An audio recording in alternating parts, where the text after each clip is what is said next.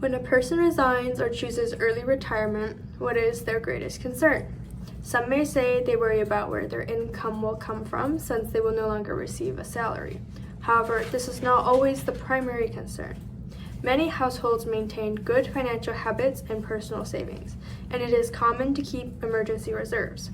As a result, in most situations, for those who retire early or leave a job, people are not overly anxious about covering expenses for the next few months. Those who retire early usually do so because their financial resources are already sufficient. Of course, exceptions do exist. What people truly worry about is not income, but health insurance. Medical care in the United States is extremely expensive. Even routine procedures such as an ultrasound or CT can cost several $1,000s. Without insurance, these expenses must be paid entirely out of pocket, creating a significant financial burden. Many individuals therefore ask what they should do about health insurance. Some feel unhappy at work and are approaching age 65, so they may be considering early retirement and want to know how much insurance would cost. Without work, the premium for a couple could exceed $2,000 per month. If there is no urgent reason to leave employment and the issue is simply dissatisfaction at work, it may be wiser to continue working if possible. Health insurance is genuinely expensive. Of course, if continuing to work is no longer tolerable, that is a personal decision, but it must be weighed carefully. For most people in this situation, how should health insurance planning be approached? There are 4 general options to consider. These options are not suitable for everyone, and each applies to a different circumstance. The first option is COBRA, continuation coverage, which allows an individual to keep the employer-sponsored insurance from a previous job.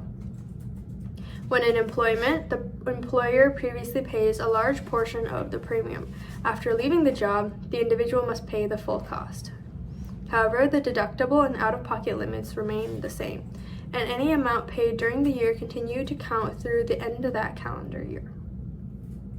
If someone has ongoing medical needs or has already reached the out-of-pocket maximum, COBRA may be advantageous since additional care for the remainder of the year could cost little or nothing at all.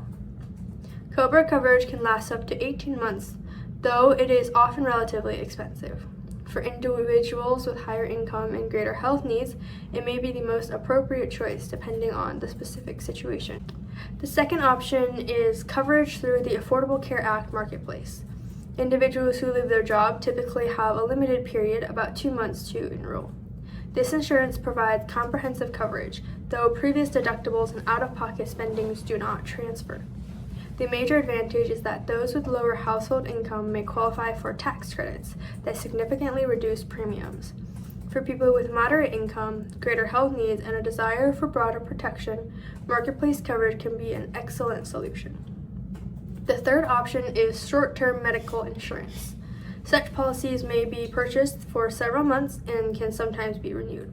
Premiums and deductibles are usually lower, and many plans offer PPO.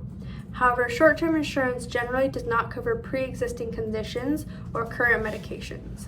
It is designed primarily for unexpected illnesses or accidents rather than ongoing care. Therefore, it is most suitable for individuals in relatively good health who need temporary protection. The fourth option is to remain uninsured. In some states, this may result in a penalty, though in Michigan and many other states, there is currently no fine. Nevertheless, choosing not to purchase insurance means that all medical expenses must be paid personally. Each individual must consider whether they can realistically bear that financial risk. Insurance exists not because illness is certain, but because unexpected events occur. For example, a young individual once required surgery for appendicitis and was initially charged $50,000. Even after negotiation reduced the bill to $10,000 and 80% discount, the remaining amount was still a heavy burden because there was no insurance coverage. Experiences like this often lead people to recognize the importance of maintaining insurance. For older adults who may face more frequent health concerns, the need for careful planning is even greater. Ultimately, there is no single answer that fits everyone. Those in good health may choose lower cost plans that mainly protect against accidents, while individuals with ongoing medical needs may require more comprehensive options such as COBRA or marketplace insurance. Because personal circumstances vary, consulting a knowledgeable professional is strongly recommended. If you know someone with relevant expertise, consider seeking their advice. Otherwise, you may seek further guidance through appropriation consultation channels. That concludes today's video. Thank you.